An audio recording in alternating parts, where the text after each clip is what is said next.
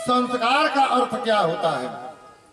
संस्कार का अर्थ, जैसे हम इस चौकी पर बैठे हुए हैं, ये चौकी कभी एक बहुत बड़ा पेड़ होगा, जो जिस काठ के लकड़ी पर हम बैठे हैं, एक पेड़ होगा, पेड़ को काटा गया, उसका संस्कार किया गया, बसीला से छीला गया, उसका वो ऐसे ऐसे करके पाया बनाया गया, उसकी पटरी चीर करके बनाई गई, यही संस्कार है। तो जब संस्कार लकड़ी का करके चौकी, सोफा, कुर्सी, टेबल बनाया जाता है, उसी प्रकार शास्त्र में मनुष्य को किस प्रकार से किस प्रकार रहना है, आचरण करना है, ये शास्त्र में संस्कार बताए गए हैं।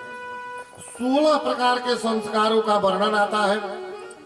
पहला संस्कार क्या है? गर्भाधान संस्कार।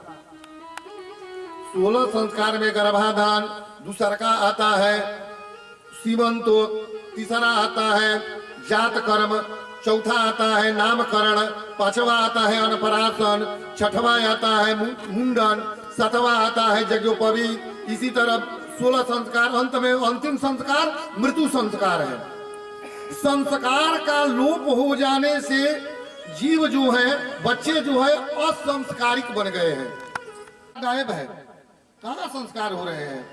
पहला संस्कार गर्भाधान था, जिसमें शास्त्र कहता है कि जो माताएं हैं जो गर्भ धारण करना चाहती हैं, वो मीठा भोजन करें, इस मुहूर्त में गर्भधान करे, क्योंकि पत्नी काम सुख के लिए नहीं डाल जाया जाता है। पुत्रार्थे क्रियते भारजा, पत्नी संतान उत्पत्ति के लिए शुभ मुहूर्त में किया गया गर्भधान के द्वारा जो पुत्र जन्म लेता है वही संस्कारवान होता है।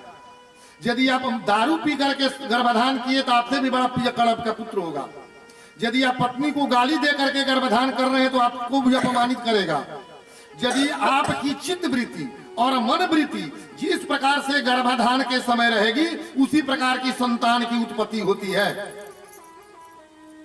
यदि आप काम वासना के लिए ही अपनी पत्नी के पास गए हैं